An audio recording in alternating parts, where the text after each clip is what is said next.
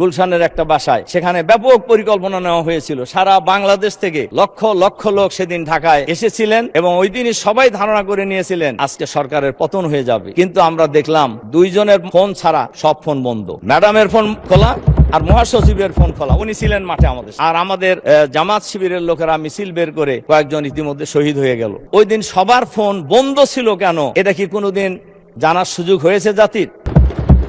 ইতিমধ্যে দলীয়করণ শুরু হয়ে গেছে। সকল বিশ্ববিদ্যালয়ের ভাইস চ্যান্সেলর পরিবর্তন করে দেওয়া হয়েছে। জেলা প্রশাসক জেলা পরিষদে প্রশাসক নিয়োগ করা হয়েছে। বিভিন্ন সিটি কর্পোরেশনে মেয়র নিয়োগ করা হয়েছে, প্রশাসক নিয়োগ করা হয়েছে। এবং সচিবালয় থেকে শুরু করে যে সকল অভিজ্ঞ কর্মকর্তারা ফেসিবাদের আমলে ওএসডি হয়েছিল, আবার এখনো তাদেরকে ওএসডি করা হচ্ছে।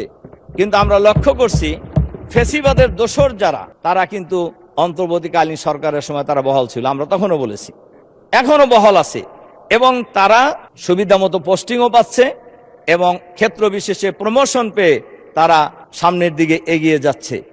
আর যারা এই 16 বছর 17 বছর নিষ্পেষিত হয়েছে, নির্যাতিত হয়েছে, ওএসডি ছিল, অনেকের চাকরি চলে গেছে। আসসালামু আলাইকুম রহমতুল্লাহ। সুপ্রিয় দর্শক, 2013 সালে শেখ হাসিনার পতন হয়ে যেত যদি বিএনপির নেতাকর্মীরা জামাতের সাথে আন্দোলনে যোগ দিত।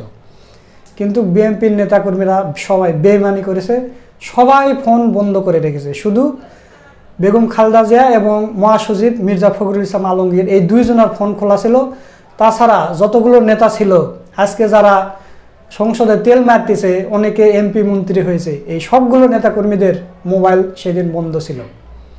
সেদিন যদি তারা সক্রিয়ভাবে মাঠে থাকতো তাহলে কিন্তু শেখ হাসিনার পতন সেদিনই হয়ে যেত। এবং জামাতে ইসলামের নেতাকর্মীরা, বিএনপির কেউ না গেলেও জামাতের নেতাকর্মীরা গিয়েছে এবং শহীদ হয়েছে। তো এই বিষয় নিয়ে কথা বলেছেন এবং বিএনপির গুমর ফাঁস করে দিয়েছেন সংসদের ভিতর বাংলাদেশ জামাতে ইসলামের নেতা মাওলানা রফিকুল ইসলাম খান। তো দর্শক, সেই ভিডিওটাই আপনাদের দেখাবো। আপনাদের প্রতি অনুরোধ রইল, এটা খুবই গুরুত্বপূর্ণ একটা ভিডিও, আপনারা পুরো ভিডিওটা দেখে যাবেন এবং এই ভিডিও সম্পর্কে আপনাদের মূল্যবান মতামত দিয়ে যাবেন। তো চলুন আমরা ভিডিওটা দেখে আসি। মাননীয় স্পিকার, আপনাকে ধন্যবাদ। আমি ধন্যবাদ জানাই আমার নির্বাচনী এলাকা সিরাজগঞ্জ 4 উল্লাপাড়া সলঙ্গার সর্বস্তরের জনগণকে। মাননীয় স্পিকার, আমি শুরুতেই শ্রদ্ধার সাথে স্মরণ করছি মুক্তিযুদ্ধে যারা জীবন দিয়েছেন এবং বাংলাদেশে বিভিন্ন সময়ে যারা দেশকে মুক্ত রাখার জন্য, দেশের মানুষের অধিকার প্রতিষ্ঠার জন্য জীবন দিয়েছে। সবশেষে জুলাই গণ অভ্যুত্থানে যারা জীবন দিয়েছেন সেই সকল বীর শহীদদেরকে আমি শ্রদ্ধার সাথে স্মরণ করছি। মুক্তিযুদ্ধে যারা জীবন দিয়েছেন তাদের জন্য এজন্যই আমি স্মরণ করি, তারা আমাদেরকে একটা স্বাধীন বাংলাদেশ, নতুন বাংলাদেশ দিয়েছে। আর জুলাই বিপ্লবে, জুলাই অভ্যুত্থানে যারা জীবন দিয়েছেন তাদেরকে আমি শ্রদ্ধার সাথে এজন্যই স্মরণ করি। তাদের এই গণ অভ্যুত্থানের কারণেই আমরা এই পার্লামেন্টে আসার সুযোগ পেয়েছি, পার্লামেন্ট বসেছে এবং আমরা এমপি হওয়ার সুযোগ পেয়েছি।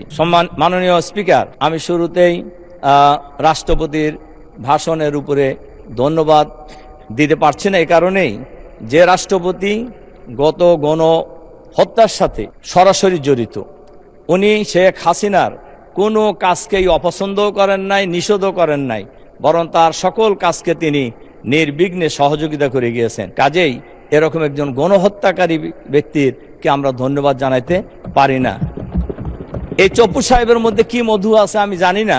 সাবেক প্রধানমন্ত্রী, বিরোধী দলীয় নেত্রীর বিরুদ্ধে যে মামলা হয়েছিল, যেটা শেখ হাসিনা পদত্যাগের আগ পর্যন্ত বলে গেছেন এতিমের টাকার কথা, এই মামলার তদন্ত কমিশনার ছিলেন হলো চপ্পু সাহেব, তখন দুর্নীতি দমন কমিশনের। কাজেই আমরা জানি না ওনার ব্যাপারে এত দুর্বলতা কেন।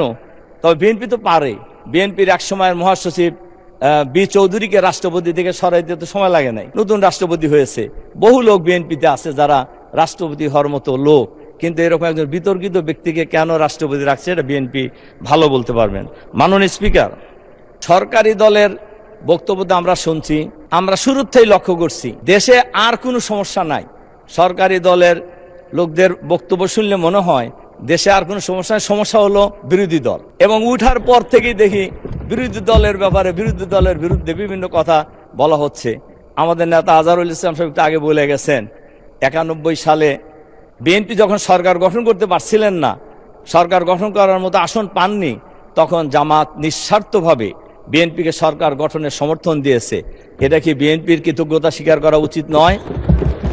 আমরা 97 সাল থেকে একসাথে আন্দোলন, একসাথে নির্বাচন, একসাথে সরকার গঠন, এইভাবে আন্দোলন হয়েছে, নির্বাচন হয়েছে, সরকার গঠন হয়েছে। সেই সরকারে জামাত ইসলামের মন্ত্রী ছিল 2 জন। এটা জামাত এবং বিএনপির মধ্যে যে একটা সেতু বন্ধন ছিল, এটাই তো বোঝা যায়। কিন্তু এরপর থেকে জুলাই বিপ্লব, জুলাই গণ অভ্যুত্থান পর্যন্ত আমরা তো প্রায় একসাথেই ছিলাম। তখন তো কেউ সমস্যার কথা বলেন নাই।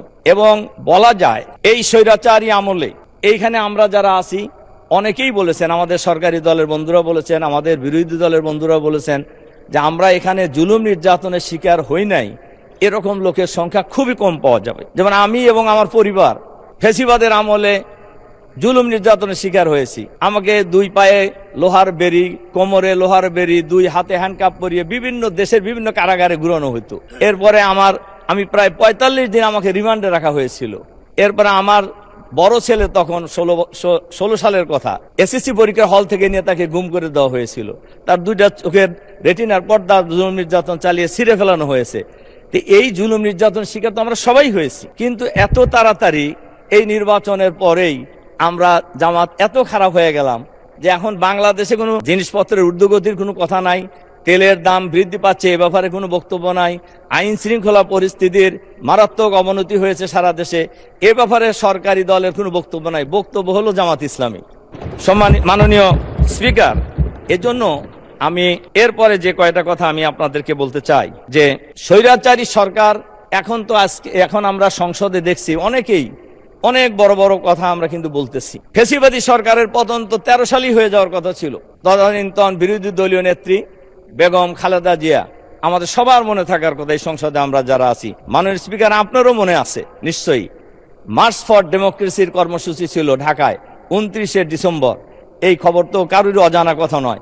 সবাই মনে করতেন যে ওই দিনই সরকারের পতন হয়ে যাবে। 29শে ডিসেম্বর ছিল এই প্রোগ্রাম। কিন্তু সেই নির্বাচন, সেই প্রোগ্রামে এই যে আমাদের মাননীয় মহাসচিব সাহেব এর সাক্ষী, আমরা মিটিং করেছি। আগের দিন যে মিটিংয়ে সর্বশেষ মিটিং যেটা হয়েছিল, আমাদের বিরোধী দলীয় নেতাও ছিলেন সেই মিটিংয়ে। এরপরে আমাদের যে মাননীয় মন্ত্রী, আমাদের পরিবেশ মন্ত্রীও ছিলেন, মহাসচিব তো ছিলেনই, গুলশানের একটা বাসায়। সেখানে ব্যাপক পরিকল্পনা নেওয়া হয়েছিল। সারা বাংলাদেশ থেকে লক্ষ লক্ষ লোক সেদিন ঢাকায় এসেছিলেন এবং ওই দিনই সবাই ধারণা করে নিয়েছিলেন আজকে সরকারের পতন হয়ে যাবে। কিন্তু আমরা দেখলাম 2 জনের ফোন ছাড়া সব ফোন বন্ধ। ম্যাডামের ফোন খোলা আর মহাসচিবের ফোন খোলা। উনি ছিলেন মাঠে আমাদের। আর আমাদের জামাত শিবিরের লোকেরা মিছিল বের করে কয়েকজন ইতিমধ্যে শহীদ হয়ে গেল রামপুরায়। কাজেই আমরা যে এত আন্দোলন করলাম, ওই দিন সবার ফোন বন্ধ ছিল কেন? এটা কি কোনোদিন জানার সুযোগ হয়েছে জাতির? মাননীয় স্পিকার, আমি আরেকটা ঘটনা বলি। শাপলা চত্বরের ব্যাপারেও কিন্তু সেম ঘটনাই হয়েছে। শাপলা চত্বরের দিন ম্যাডাম বিরোধী দলীয় নেত্রী হিসাবে সবাইকে মাঠে নামার জন্য আহ্বান জানিয়েছিলেন, কিন্তু আসলে কি কেউ নামছিলেন? সেখানে আমাদের অনেক লোক শহীদ হয়েছে, আমাদের আলেম ওলামারা শহীদ হয়েছেন। কিন্তু ওই দিনও একটা সুযোগ সরকার পতনের কিন্তু ছিল, কিন্তু আমরা কিন্তু সে কাজটা আসলে করতে পারি নাই। মাননীয় স্পিকার, কাজেই আমরা সেদিন কিন্তু, এবং সর্বশেষ আমাদের মহাসচিব মনে থাকার কথা, আমরা প্রস্তাব দিয়েছিলাম যে ম্যাডাম সকাল থেকে কাজের মেয়ে ফাতেমাকে নিয়ে বালির টাকের সামনে পতাকা নিয়ে দাঁড়ায় আছে, অন্তত আমরা চলেন বিএনপি এবং জামাত মিলে একটা মিছিল সেদিকে দেই। কিন্তু সেদিন কিন্তু সেই সুযোগ আমাদের হয় নাই। মাননীয় স্পিকার, এরপরে জুলাই বিপ্লবে অনেকেই অনেক কথা বলেছেন।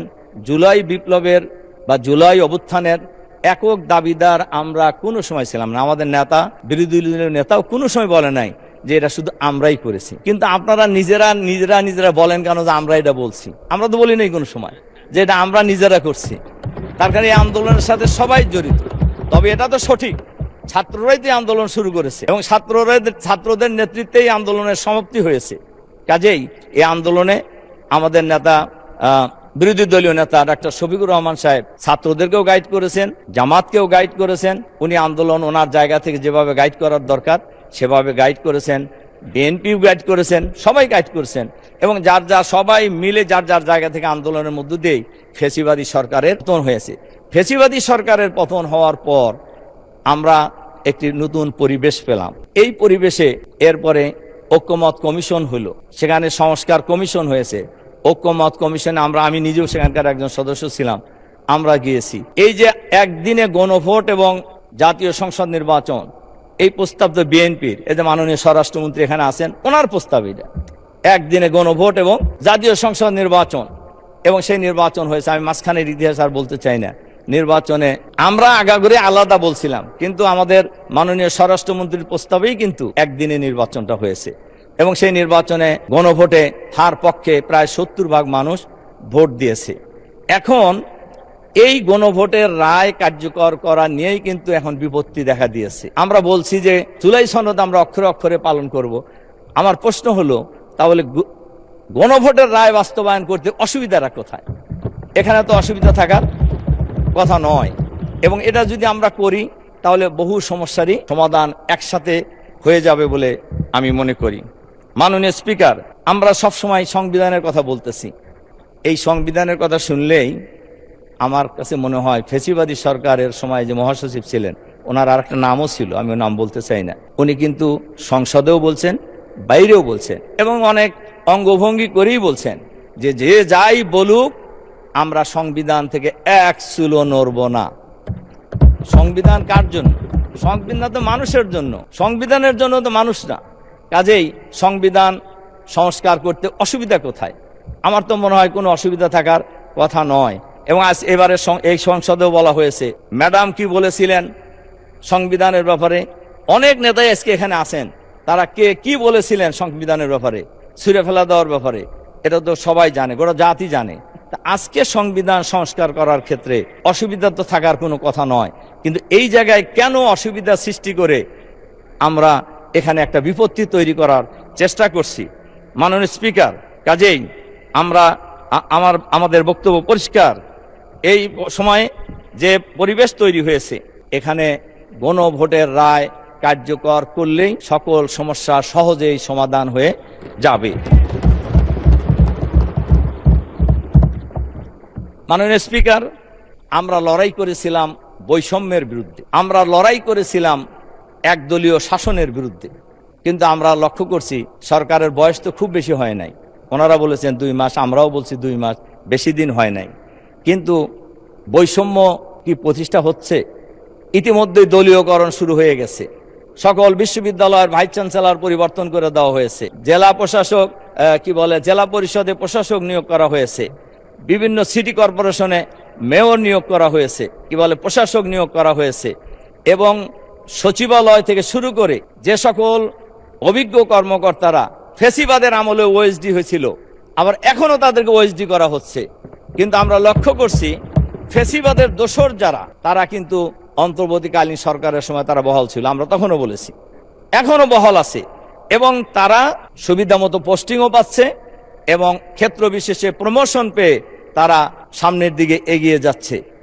আর যারা এই 16 বছর 17 বছর নিষ্পেষিত হয়েছে, নির্যাতিত হয়েছে, ওএসডি ছিল, অনেকের চাকরি চলে গেছে, এই লোক এদেরকে আবারও ওএসডি করা হচ্ছে। এক্ষেত্রে এই স্বাস্থ্য বিভাগে বেশি করা হচ্ছে, ডাক্তারদেরকে বদলি করার ক্ষেত্রে একেবারে গণহারে এক জায়গায় তার এক জায়গায়। শুধু ছোট্ট একটা উদাহরণ যদি দেই বোঝা যাবে, মুগদা মেডিকেল কলেজের প্রিন্সিপালকে ঢাকা মেডিকেল কলেজ বদলি করা হয়েছে, ওখানে জয়েন করতে দেওয়া হয় নাই তাকে। এরপরে দেওয়া হয়েছে মাতোয়ালি মেডিকেল কলেজে, সেখানেও তাকে জয়েন করতে দেওয়া হবে না। পরে আমি যতটুকু জানি মন্ত্রী মহোদয় হস্তক্ষেপ করে তাকে জয়েন করার ব্যবস্থা করেছেন। তাহলে কি মন্ত্রীর বাইরেও কারো পাওয়ারফুল লোক আছে বোঝা দিয়েছে, যারা মন্ত্রীর চাইতেও ক্ষমতা রাখে? মাননীয় স্পিকার, এজন্য আমি সবশেষে আপনাদের, মাননীয় স্পিকার, আসলে সব জায়গায় কিন্তু আওয়ামী স্টাইলে দেশ পরিচালনার একটা লক্ষণ দেখা যাচ্ছে, যেটা কারোর জন্যই, আমাদের জন্য ভালো নয়, দেশের জন্য ভালো নয়। একজন মন্ত্রী বলেছেন আমাদেরকে ট্রেনিং দেওয়ার জন্য, আমরা বুঝি না যে পার্লামেন্ট কিভাবে চলে। আমি সেই মাননীয় মন্ত্রীকে বলবো, আমাদের মাননীয় স্পিকারের মাধ্যমে আপনার নিজের চেহারাটাকে আয়নাতে দেখেন যে আপনারা কি করতেছেন আসলে। কাজেই বিরোধী দলকে সবক দেওয়ার চাইতে নিজেরা সবক গ্রহণ করা সবচাইতে বুদ্ধিমানের কাজ। মাননীয় স্পিকার, সবশেষে আমি আমার নির্বাচনী এলাকার ব্যাপারে কয়েকটি কথা আমাকে বলতে চাই। আমি বিনীত অনুরোধ করব আমাকে কয়েক মিনিট সময় বাড়িয়ে দেবেন। মাননীয় স্পিকার, আমার নির্বাচনী এলাকা সিরাজগঞ্জ, উল্লাপাড়া, সলঙ্গা, আমার এখানে ভোটার প্রায় 5 লাখের কাছাকাছি, প্রায় 7 লক্ষ লোকের বসবাস। এইখানে এর মধ্যে একটি সলঙ্গা একটা এরিয়া আছে, যেটা বলা যায় উত্তরবঙ্গের প্রবেশদ্বার, এবং সবাই সে জায়গাটাও আমরা চিনি, যেহেতু উত্তরবঙ্গ যাইতে হলেই ওই এলাকার উপর দিয়ে যেতে হবে। সলঙ্গা এমন একটা জায়গা, ব্রিটিশ বিরোধী আন্দোলনের অন্যতম একটা সূতিকা। মাননীয় সদস্য 2 মিনিটের মধ্যে শেষ করেন। মাননীয় স্পিকার, আপনাকে ধন্যবাদ যে সময় 2 মিনিট বাড়াই দিয়েছে, 5 মিনিট দিলে একটু ভালো হতো আর কি। মাননীয় সদস্য, মন্ত্রীরা 7 মিনিট 6 মিনিট করে বলেছে, আপনি 15 মিনিট অলরেডি বলেছেন, আরো 2 মিনিট অ্যাড করলাম, 17 মিনিট। মাননীয় স্পিকার, শেষ করেন 2 মিনিটে। তাই সলঙ্গা যেহেতু একটা খুবই পরিচিত এবং রাজনৈতিক সচেতন এলাকা, এখানে একটা আলাদা থানা হয়েছে। এই থানার এই এলাকায় একটা পৌরসভা হওয়ার জন্য আমি মাননীয় আমাদের মন্ত্রীকে অনুরোধ করব এই সলঙ্গাকে পৌরসভায় রূপান্তর করা এবং একটি নতুন পৌরসভা দেওয়া এবং পর্যায়ক্রমে এটাকে একটা উপজেলায় রূপান্তর করার জন্য আমি বিনীতভাবে অনুরোধ করছি। মাননীয় স্পিকার, এরপরে মাননীয় মন্ত্রীর কাছে আমি আরেকটা অনুরোধ জানাবো। আমার এলাকায় পৌরসভার সাথে লাগানো একটা নদী আছে, যে নদীকে রামকান্তপুর নদী বলা হয়। এখানে নদী পৌরসভার সাথে লাগানো, কিন্তু নদীর ওপারেই গ্রাম, পুরো একটা ইউনিয়ন, এবং এই ইউনিয়নের সাথে আমার সিরাজগঞ্জের আমাদের মাননীয় মন্ত্রী, খনিজ সম্পদ মন্ত্রী আছে, উনি জানেন, ওনার নির্বাচনী এলাকার লোকজনও এই নদী পার হয়ে যাতায়াত করে। যদি নদীতে ব্রিজ দিয়ে দেওয়া হয় তাহলে 1 মিনিটে পার হবে, ব্রিজ না হওয়ার কারণে 1 ঘন্টা লাগে খেওয়ার নৌকা পার হইতে। মাননীয় স্পিকার, আর যদি রাস্তা দিয়ে ঘুরে আসতে হয় তাহলে 20 কিলোমিটার ঘুরতে হয়। এজন্য আমি মাননীয় মন্ত্রীর কাছে অনুরোধ জানাবো এখানে অতি তাড়াতাড়ি একটি ব্রিজ নির্মাণ করার জন্য। সুপ্রিয় দর্শক, আপনারা মাওলানা রফিকুল ইসলাম খানের সংসদের বক্তব্যটা শুনলেন। তো জামাতের এই নেতার বক্তব্য আপনাদের কাছে কেমন লেগেছে তা অবশ্যই কমেন্ট করে জানিয়ে দেবেন। ভিডিওটা ভালো লাগলে শেয়ার করবেন। সকলকে ধন্যবাদ। আসসালামু আলাইকুম ওয়া রাহমাতুল্লাহ।